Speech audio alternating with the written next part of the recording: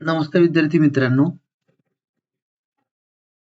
ज्या विद्यार्थ्यांना BMS, BHMS, BUMS या कोर्सेससाठी ऍडमिशन घ्यायची आहे, अशा सर्व विद्यार्थ्यांसाठी आता AA ट्रिपल सीचं नोटिफिकेशन आलेलं आहे.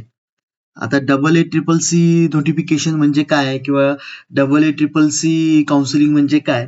तर ज्याप्रमाणे आपण काही दिवसाआधी ऑल इंडियाच्या MBBS व BDS साठी MCC थ्रू काउन्सिलिंग केलं होतं. म्हणजेच काय की बाबा जेवढे काही भारतामध्ये गव्हर्नमेंट MBBS BDS कॉलेजेस आहे व त्याचप्रमाणे जे सेंट्रल युनिव्हर्सिटीचे कॉलेजेस आहेत व काही डीम कॉलेजेस आहेत.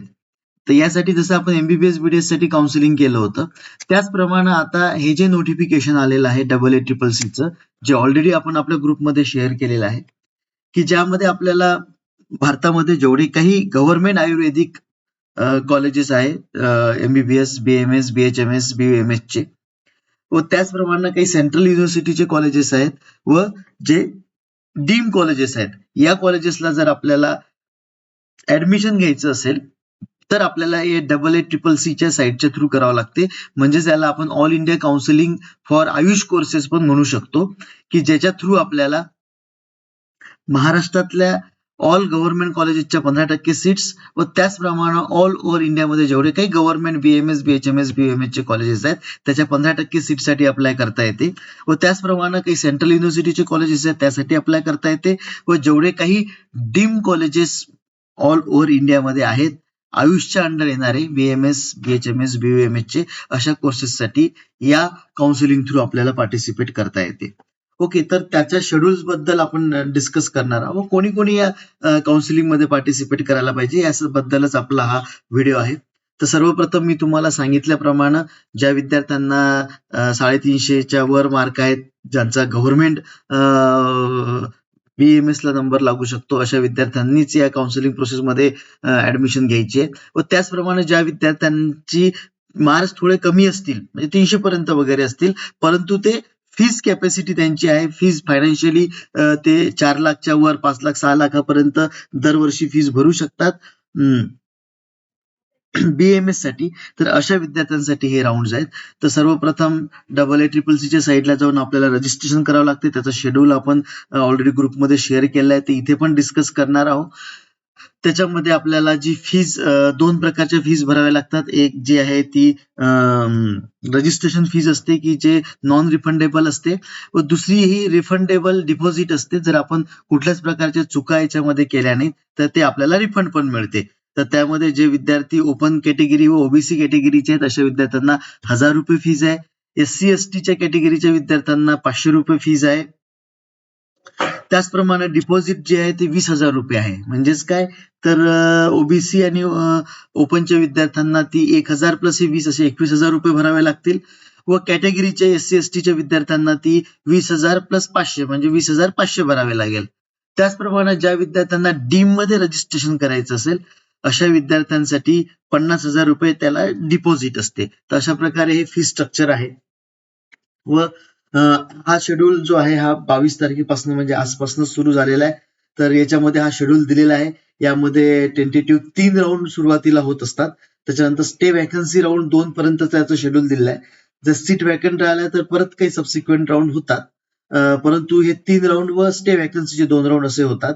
याच्यामध्ये तुम्हाला कॅप राऊंड 1, कॅप राऊंड 2 व कॅप राऊंड 3 अशा तिन्ही राऊंड मध्ये रजिस्ट्रेशन करता येते.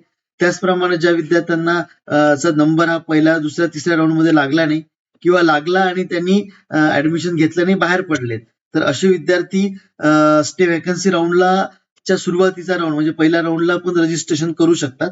मात्र अशा विद्यार्थ्यांना फर्दर जे काही राऊंड स्टे वॅकन्सीचे होतील त्याच्यात रजिस्ट्रेशन करता येत नाही. तर सर्वप्रथम आपण बघू की याच्यात 3 राऊंड आहेत आणि 2 स्टे वॅकन्सी राऊंड, अशा पद्धतीने काउन्सिलिंग प्रोसेस होणार आहे. सेम जसं ऑल इंडिया MCC ला होतं तसं इथं पण पहिला राऊंड हा फ्री एक्झिट असणार आहे. फ्री एक्झिट म्हणजे काय हे ऑलरेडी पण आपण डिस्कस केलेलं आहे, किंवा पहिल्या राऊंडला जर तुम्हाला कुठलं कॉलेज मिळालं आणि तुम्ही ऍडमिशन तिथे नाही घेतलं तरी चालते, तुम्ही या राऊंड मधनं बाहेर पण पडू शकता किंवा फर्दर राऊंड साठी पण अप्लाय करू शकता. तर याचं जे रजिस्ट्रेशन आहे, असे विद्यार्थी ज्या विद्यार्थ्यांना BMS ला व BHMS ला BUMS ला ऍडमिशन घ्यायचं आहे अशाच विद्यार्थ्यांसाठी हे राऊंड आहेत. तर त्यामध्ये तुम्हाला बघा 20 तारखे ते 22 तारखेच्या दरम्यान याचं सीट मॅट्रिक्स येणार आहे. सीट मॅट्रिक्स म्हणजे काय हे आपण ऑलरेडी पण डिस्कस केलेलं आहे की ऑल ओव्हर इंडियामध्ये किती कॉलेजेस आहेत आणि त्या कॉलेजेसमध्ये किती किती सीट्स या AA CCC च्या साईड काउन्सिलिंग थ्रू भरल्या जाणार आहेत. ते कॅटेगरी वाईज आपल्याला या सीट मॅट्रिक्स मध्ये बघायला मिळत असते. तर 22 तारखेपासून तर 1 सप्टेंबर पर्यंत 2 वाजेपर्यंत आपल्याला रजिस्ट्रेशन व पेमेंट ही प्रोसेस करता येणार आहे. त्याचप्रमाणे 26 तारखेपासून तर 1 तारखेपर्यंत आपल्याला चॉईस फिलिंग करता येणार आहे व याची जी चॉईस लॉकिंग आहे ही 1 सप्टेंबरला 2 वाजता चालू होईल तर संध्याकाळी 12 वाजेपर्यंत ही चॉईस लॉकिंग राहणार आहे. चॉईस लॉकिंग म्हणजेच काय की आपण जे काही चॉईसेस टाकतो त्या चॉईसेसला लॉक करायचं म्हणजे त्याच्यामध्ये त्याच्यानंतर त्याच्यात चेंजेस करता येणार नाही. ही संधी आपल्याला 1 सप्टेंबरला मिळणार आहे. आणि ऑल इंडियाच्या राऊंड मध्ये हे ऑटो फ्रीज पण म्हणजे ऑटो लॉक पण चॉईस फिलिंग आपली होऊन जात असेल म्हणजे तुम्ही नाही केली तरी ती ऑटो लॉक पण होईल. तर अशा पद्धतीने ज्या विद्यार्थ्यांना या काउन्सिलिंग मध्ये जायचं असेल 22 तारखेपासून तर 1 सप्टेंबर पर्यंत रजिस्ट्रेशन करून घ्यायचंय. चॉईस फिलिंग ही 26 तारखेला चालू होईल तर 1 सप्टेंबर पर्यंत चालणार आहे. 2 व 3 तारखेला तुम्ही जे काही ऑप्शन दिले त्या ऑप्शन ला अलॉटमेंट देण्यासाठीची प्रोसेसिंग होणार आहे म्हणजे तो सगळ्या डेटावर प्रोसेस केला जाणार आहे. आणि 4 तारखेला आपल्याला कॅपराऊंड 1 चा रिझल्ट समजणार आहे की आपला नंबर नेमका कुठल्या इन्स्टिट्यूटला लागलेला आहे. 5 तारखेपासून तर 12 तारखेपर्यंत आपलं रिपोर्टिंग ऍट अलॉटेड इन्स्टिट्यूट म्हणजे तुम्हाला जे काही 4 तारखेला अलॉटमेंट येईल ज्या काही कॉलेजला तुम्हाला लागलं असेल त्या कॉलेजला जर तुम्हाला ऍडमिशन घ्यायला जायचं असेल तर 5 तारखेपासून तर 12 तारखेपर्यंत तुम्ही त्या कॉलेजेसला जाऊन ही ऍडमिशन तुमची फ्रीज करू शकता किंवा जर तुम्हाला बेटरमेंटला जायचं असेल तर तुम्ही बेटरमेंट करू शकता. 13 तारखेपासून 14 तारखेपर्यंत verification of join candidate data bye AA CCC म्हणजे तुम्ही जो काही जॉईनिंग केलेला आहे त्या डेटावर व्हेरिफिकेशन होईल. तर अशा पद्धतीचं हे कॅपराऊंड 1 चं AA CCC चं शेड्यूल असणार आहे. आता कॅपराऊंड 1 हा फ्री एक्झिट आहे. आता असे पण काही विद्यार्थी असू शकतात की ज्या विद्यार्थ्यांनी कॅपराऊंड 1 मध्ये रजिस्ट्रेशन केलं नाही तशा विद्यार्थ्यांना आणि परत त्यांच्या लक्षात आलं की बाबा मला डीम कॉलेजेसमध्ये किंवा गव्हर्नमेंटच्या कुठल्या कॉलेजला जायचं आहे तर ते परत कॅपराऊंड 2 मध्ये पण रजिस्ट्रेशन करू शकतात.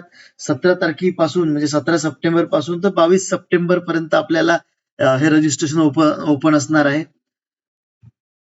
18 तारखेपासून 22 तारखेपर्यंत याच्यामध्ये चॉईस फिलिंग करायची आहे. चॉईस लॉकिंग आपल्याला 22 तारखेला दुपारी 2 पासून तर संध्याकाळी 12 वाजेपर्यंत टाइम मिळणार आहे. प्रोसेसिंग ऑफ सीट अलॉटमेंट 23 तारखे ते 24 तारखेपर्यंत होणार आहे. 25 तारखेला कॅपराऊंड 2 ची अलॉटमेंट आपल्याला माहित होणार आहे व 26 तारखेपासून तर 3 तारखेपर्यंत कॅपराऊंड 2 साठीचं आपल्याला रजिस्ट्रेशन ऍडमिशन घ्यायला इन्स्टिट्यूटला जॉईनिंग करायला जायचं आहे. आता कॅपराऊंड 1 हा फ्री एक्झिट आहे परंतु कॅपराऊंड 2 मध्ये जर आपल्याला कुठलं इन्स्टिट्यूट मिळालं तर मात्र आपल्याला त्या कॉलेजला जाऊन रिपोर्टिंग करणं गरजेचं आहे. मग हालाकी तुम्ही त्याला फ्रीज पण करू शकता आणि फ्रीज नसेल करायचं तर बेटरमेंट टाकून तुम्ही कॅपराऊंड 3 साठी इलिजिबल पण होऊ शकता. आता त्याच्यानंतर कॅपराऊंड 3 हा 10 तारखेला चालू होणार आहे. 10 ऑक्टोबर पासून तर 13 ऑक्टोबर पर्यंत तुम्हाला कॅपराऊंड 3 साठी रजिस्ट्रेशन करावं लागणार आहे. 11 तारखेपासून तर 13 तारखेपर्यंत चॉईस फिलिंग होणार आहे. चॉईस लॉकिंग ही 13 तारखेला 2 वाजतापासून दुपारी तर रात्री 12 वाजेपर्यंत होणार आहे. 14 व 15 तारखेला त्या डेटावर प्रोसेस होणार आहे आणि 16 तारखेला आपल्याला कॅपराऊंड 3 चं अलॉटमेंट समजणार आहे.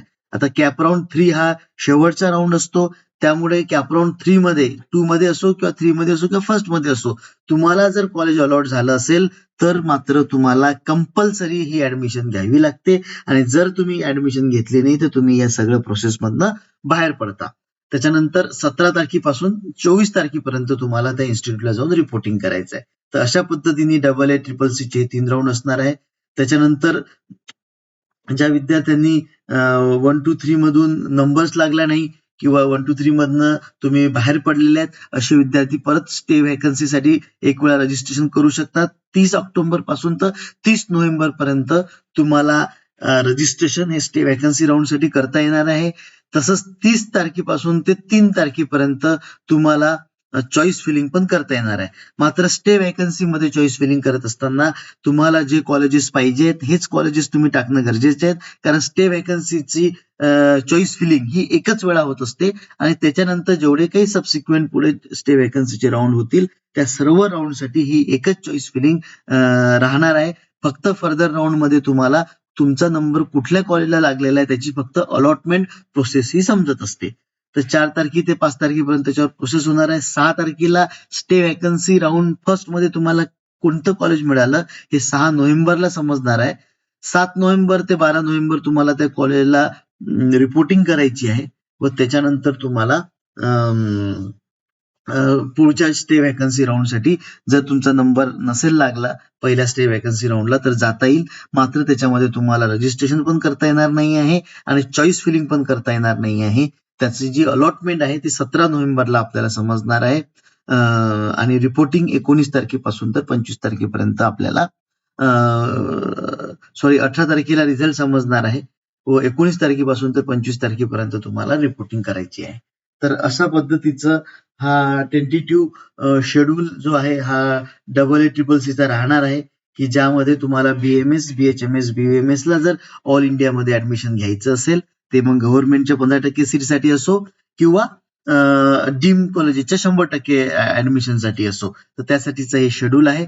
टेंटेटिव्ह सांगण्याचा उद्देश हा की आता आयुष कोर्सेससाठी म्हणजे BMS, BHMS साठी पण काउन्सिलिंग प्रोसेस ही सुरू झालेली आहे.